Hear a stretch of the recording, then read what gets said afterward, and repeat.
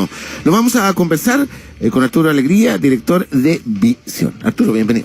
Hola, Antonio. Muchas gracias por venir al programa. Gracias por la invitación. Oye, ¿cómo has observado tú lo que ha pasado? ¿Es guerra ya comercial o no? Sí, uno podría decir que es guerra comercial porque hay primeros movimientos y hay respuestas. Es una guerra comercial, hay que ver los alcances que tiene, está en evolución, por supuesto, y las consecuencias que va generando para países que no estamos como Chile directamente involucrados en esta guerra, porque hasta el momento ha sido Estados Unidos que toma ciertas medidas, responde China, también responde la Unión Europea, Rusia también en alguna medida, pero también nos afecta a todos. Chile es una economía pequeña dentro del concierto mundial, pequeña en el sentido que Chile no tiene ninguna capacidad de afectar los bienes con los cuales comercia, es un tomador de precios, y es una economía muy abierta. Entonces todo lo que pasa afuera sí nos afecta y lo vemos a través de lo que está pasando con el precio del cobre. ¿Y qué has visto hasta ahora? ¿Qué has podido observar? Mira, lo que sucede es que cuesta entender a primera vista por qué Trump emprende esta guerra comercial, da el primer golpe, cuando la economía mundial está después de muchos años está creciendo en forma sincronizada, su popularidad está bastante alta, pero sobre el 43%, que uno mirándolo desde Chile le parece extremadamente alta. Sí, ¿no? Sí.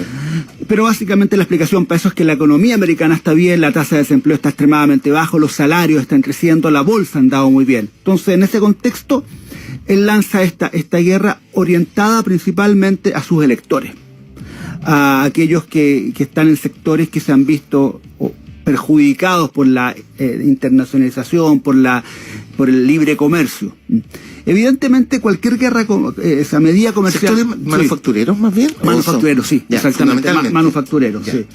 Ahora, es curioso porque, por ejemplo, la respuesta que ha dado la Unión Europea han sido apuntar a productos que principalmente se producen en Estados Unidos, en aquellos estados donde Trump necesita ganar, o los conservadores necesitan tener buenos resultados en las elecciones de medio término que son ahora en noviembre. ¿Cuál es el entendido de eso? Que hay un trasfondo político. Y eso es lo que el mercado está también asumiendo en general, que aquí la historia de Trump ha sido de negociar muy duro. Uno lo vio, por ejemplo, en el caso de Norcorea, como partió esto, casi, ¿te acuerdas de esa frase? Los vamos a borrar de la tierra prácticamente. Sí, sí. Entonces, pero después negociar, digamos, partir muy duro y después negociar. Ahora, el punto está en que aquí parte muy duro, pero tiene respuestas inmediatas en términos comerciales de sus socios. Y el principal riesgo que al menos nosotros, yo veo es que esto genera en el corto plazo una incertidumbre muy grande, por ejemplo, por el lado de los consumidores y sobre todo de los empresarios. Y que eso podría hacer que el presidente Trump un poquitito baje el tono, entendiendo que si él, a través de esta guerra comercial, apunta en contra del crecimiento de la economía norteamericana y del bienestar de sus electores, a través de que la inversión se debilite, podría, estarse, siendo un flaco favor, ¿te fijas? Entonces, pero en definitiva, uno no va a poder ver las verdaderas intenciones hasta cuando lleguen las elecciones de noviembre. Esa es la impresión que tenemos. Arturo Alegría, director de Visión. ¿Qué otros elementos, si es que has notado algunos, se pueden observar en este tiempo? Se supone que desde el viernes pasado, en que comenzaron a regir estas nuevas tasas arancelares y todo lo demás. Comenzaron a regir, pero se habían aprobado antes. Mira, hay que tener un poco de claridad. Estados Unidos es uno de los países que tiene las tarifas más bajas en el mundo. O sea, Estados Unidos, hasta Trump, había sido como el impulsor del libre comercio. Por ejemplo, las tarifas en Estados Unidos promedio son del 1.61% los aranceles. Súper bajo. En el caso de India, por ejemplo, que tiene tarifas altas son 6.3. China tiene 3.5, igual son bajas, pero Estados Unidos se destaca. Argentina, un ejemplo más extremo, tiene 7.5%. Entonces, Estados Unidos venía acumulando un déficit fiscal importante que al primer trimestre anualizado llega a los casi 500 billones de dólares. Y si tú miras, China tiene un superávit de 1.2 trillones de dólares, o sea, es el más del doble. Entonces, las cifras son increíbles. Claro, son muy grandes, pero son poco relevantes para las economías. Sí, cuando tú miras cuánto representa los aranceles que han puesto los chinos a la economía norteamericana es un 0,1% del producto americano. Nada. Si el problema no es ese, el problema es que no son las magnitudes del efecto inmediato que te estoy mencionando, sino que el problema es que si realmente el mundo se embarca en esto de cerrar las economías, que fue lo que pasó después de la crisis del año 1929 y 30, claro. Eso es nefasto desde el punto de vista a largo plazo. Todos los países emergentes, incluyendo Chile, se han desarrollado los últimos 50, 60 años a partir de sus ventajas comparativas. Si esta tendencia cambia, se revierte, las ganancias de productividad que se habían logrado se van a ir reduciendo. Es bastante absurdo, ¿eh? Es bastante absurdo. Por eso que uno tiende a pensar que esto es una jugada más bien electoral, que algo después va a haber una negociación y que Trump se va a presentar unos meses más como el campeón del libre comercio, que consiguió que el resto de los países igualaran o se acercaran a cuán libre comercio, libre en estas materias de Estados Unidos. Es un poco la visión que la posibilidad de que esto le rebote a Europa. Leía por ahí también que Trump en algún momento planteaba el aumentar la tasa arancelaria a vehículos que vienen de Europa y todo aquello. ¿Has podido observar algo de eso? ¿O sí, es también de nuevo estos anuncios rimbombantes del caballo? No, puede haber, son anuncios más con efectos muy focalizados, por ejemplo, la industria automotriz. Pero tú ya viste, por ejemplo, lo que pasó con Harley Davidson, que parte de su producción la va a hacer fuera de Estados Unidos, porque van a haber represalias. O sea, los europeos lo colocan represalias. Yo creo que al final esto lo que sí genera es incertidumbre y un compás de espera. Yo creo que después de esta elección de noviembre vamos a ver realmente lo que este gobierno americano realmente quiere hacer. No, porque esto no tiene mucho sentido. Porque finalmente termina... A ver, te lo coloco de la siguiente forma. Los americanos hoy día van a comprar al supermercado y una gran cantidad de productos chinos. Si tú cierras ese comercio, van a tener que pagar por los productos americanos. ¿Y por qué compran hoy día productos chinos? Porque son mucho más baratos. Exactamente. Entonces supongamos que al hacer eso, y no solamente provenientes de China, también algunas cosas provenientes de otros países, lo que hace es que se echa un problema encima, que eventualmente una mayor inflación. Entonces, no tiene mucho sentido, pero una lógica más política que económica. ¿Podría, qué rol o cómo observas tú lo que han hecho las autoridades chilenas para enfrentar esto? Lo están mirando a la distancia.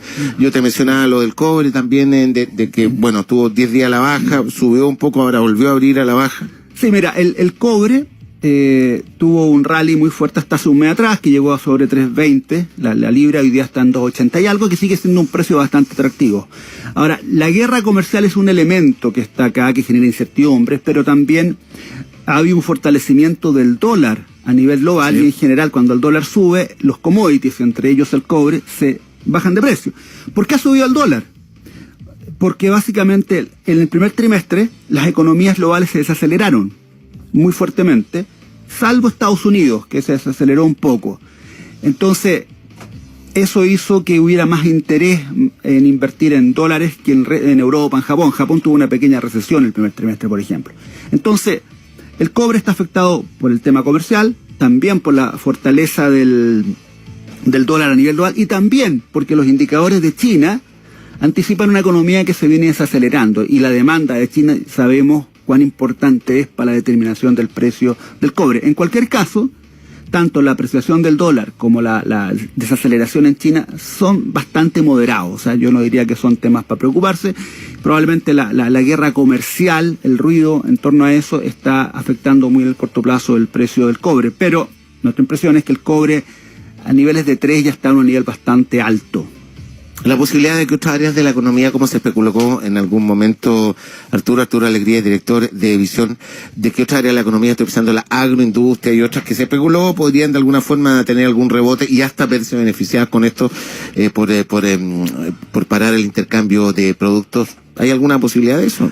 En el muy corto plazo puede haber algo así, pero es una cosa muy de corto plazo. Yo dudo que algún empresario vaya a tomar una decisión de inversión a partir de una política económica que de hace 80 años, digamos, que empezar a cerrar la economía americana, ¿te fijas?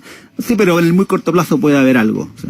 Esto en la práctica se traduce. Ayer escuchaba a un economista que hablaba que contaba una historia de que esta guerra había comenzado, esta guerra comercial se supone, con un cargamento que llevaba carne a China, no sé si la viste, y que que justamente los tipos decidieron no pagar, por lo tanto ahí quedó, no la desaduanan, y ahí queda. Y hablaba de varias toneladas de carne que en este momento iban a, que se van a perder finalmente, porque el comerciante le salía muy caro y todo lo demás. En la práctica así se comienzan a dar estos procesos, ¿no? Sí, no lo había escuchado esa noticia. Sí. Claro, una situación bien extrema. Se la escuché a Tomás Flores, el ex subsecretario. No lo había escuchado, pero sí, puede pasar cosas de ese estilo, sobre todo entendiendo que se produce un punto de quiebre, que es el día viernes, cuando se comienzan a aplicar todas estas medidas, digamos. Ahora, déjame hacerte una última pregunta. ¿Qué pasa con la bolsa en esto? ¿Tiene alguna relación o no? Claro, todo esto afecta a la bolsa porque el panorama de la economía global se ve más nublado.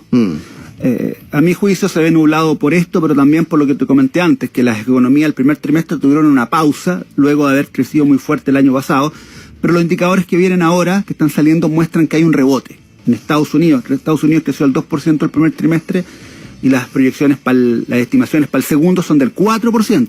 También se estaría recuperando Europa, en menor medida, Japón también se recupera. Entonces, todo esto lo ha ido capturando la bolsa. También las valorizaciones en la bolsa chilena eran altas, hoy día están bastante más moderadas, y los resultados de las empresas han seguido aumentando. En el plano interno vemos que la economía se está recuperando y las expectativas están bastante altas. Esto de la guerra comercial es un ruido, sí, pero no es el determinante, creo yo. O sea, definitivamente, en tu opinión, ¿estamos ante un nuevo ciclo económico? O sea, ¿sí o sí? En Chile sí. Sí, ahora hay que ver los alcances. O sea, la economía se comenzó a recuperar a mediados del año pasado, a partir de la recuperación del precio del cobre y un entorno global mejor. Obviamente la confianza de los consumidores y empresarios mejora, probablemente también. Ha mejorado la inversión también, aparentemente. Está mejorando la inversión después de varios años de caída. Ahora, la pregunta es, esto es cíclico, la pregunta es en qué momento hay un cambio más allá que nos permita aumentar el potencial de crecimiento, que es lo que necesita esta economía. Decir que ya no vamos a crecer en torno al 2, sino que como tendencia vamos a estar más cerca del 4. Y es una tarea muy grande y descansa mucho en las políticas de oferta que aplique el gobierno. Finalmente, ¿cuál sea la reacción interna? Claro, ¿no? Pero la situación chilena, yo diría que es buena en términos de los próximos meses. Claro, lo que pasa es que siempre a mí me ha llamado la atención, y por eso te lo preguntaba, siempre me ha llamado la atención que la discusión económica en Chile es bien ideológica más que técnica, ¿no? Depende con qué lo compares. No, pues claro, pero en general... sí, de repente... Se habla más bien de modelos que de cuestiones objetivas. Sí, pero en la práctica no hay mucho cuestionamiento al modelo, ahí sí hay mucha retórica, pero yo no he escuchado una propuesta, un modelo de desarrollo distinto.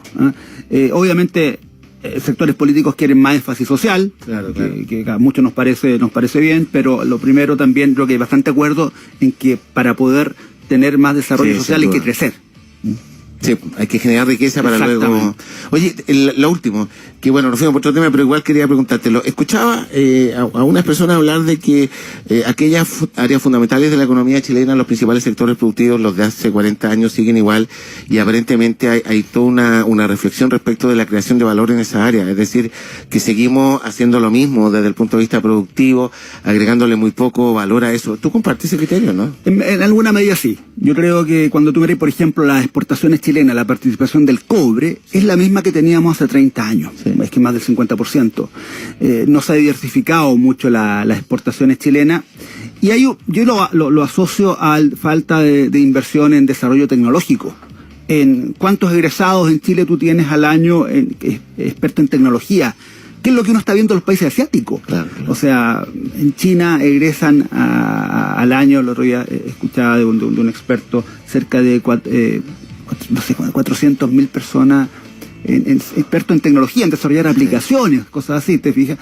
Entonces, yo creo que ahí Chile se ha quedado atrás teniendo todas las herramientas como para poder hacer algo mucho más interesante. O sea, hoy día no hay que pensar como hace 40 años, hay que pensar que la tecnología, donde no tenemos capacidad, donde las economías de escalas no son necesarias, podríamos tener un rol mucho más relevante, ser un gran proveedor de desarrollos tecnológicos.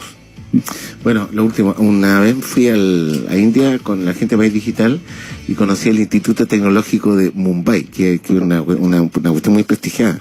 Y tenían 1.000 vacantes y aplicaban 350.000 jóvenes. Claro, en Chile no hay nada ni parecido. 350.000 para 1.000 vacantes, increíble la historia. Así es. Bueno, Arturo, muchas gracias por venir al programa. Gracias a ti. Escucharte como siempre. Arturo Alegría, director de Visión.